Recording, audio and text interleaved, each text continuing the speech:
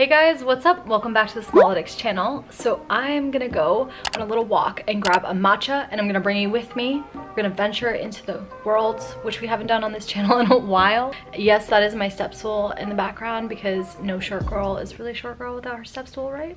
So today I wanna share 3 biggest mistakes that you could be making as a petite, kind of the worst ways to train, and it'll be like a quick kind of like fit tips as I walk to go get my matcha. It's kind of like the 3 biggest things that I see petite women doing when they come to me that is actually hurting their progress. So let's go.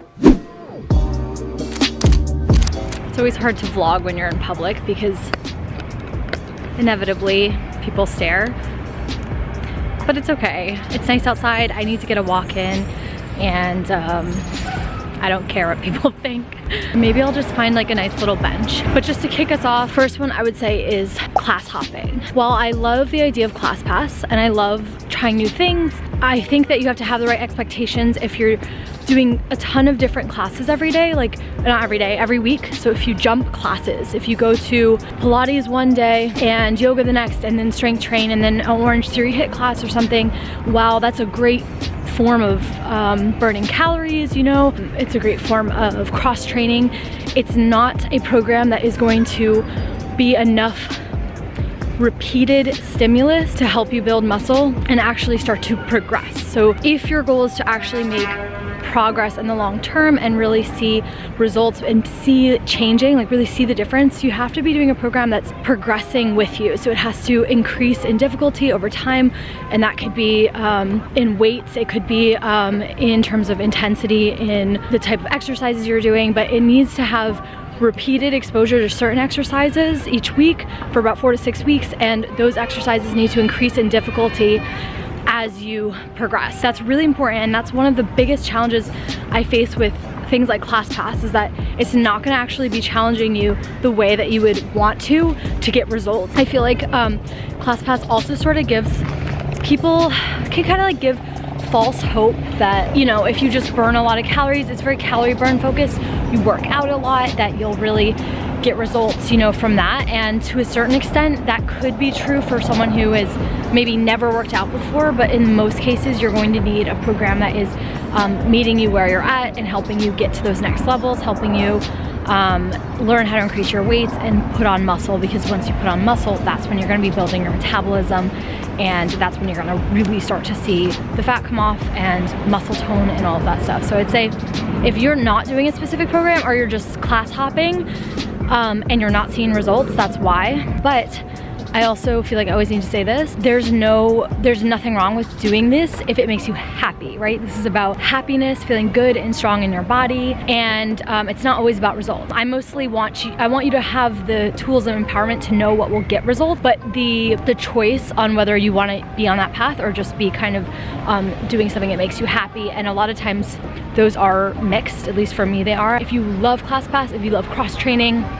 and you love not following a program and it makes you happy, then that makes me happy, and you should continue to do that because that's what really matters anyways. Okay, so the second thing, I'm back on the move, is that you're doing too much HIIT or less cardio. I've had clients come to me who are doing classes like Orange Theory 5 days a week or 4 days a week, and that is just purely too much high intensity interval training for the petite body, for really anyone's body, especially as women.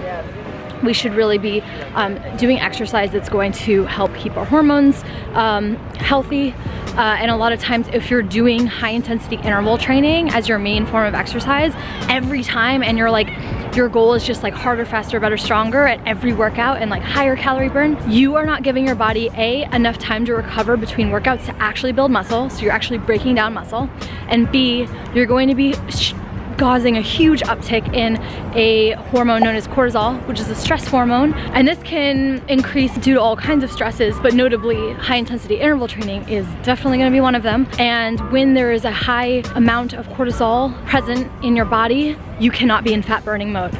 So a lot of people come to me, right, petite women, and they're like, I've done so much, I'm working out so much, I'm working out so hard, I'm doing burpees, you know, doing BBG, I'm doing these high intensity programs, why aren't I burning fat? And it's like, well, there is such a thing as working too hard at something and running your body into the ground. And at that point, it's not actually going to be in fat burning mode. It's not going to be able to burn fat. So that could be another thing to look at if you feel like that's you right now. Try to see how you can incorporate just more strength training workouts without the high intensity element in them. And in general, I tell petite women it's really good to just do 1 to 2 max HIIT workouts per week. I do 1 per week. Sometimes I don't even do 1, but 1 is generally a really great place to start.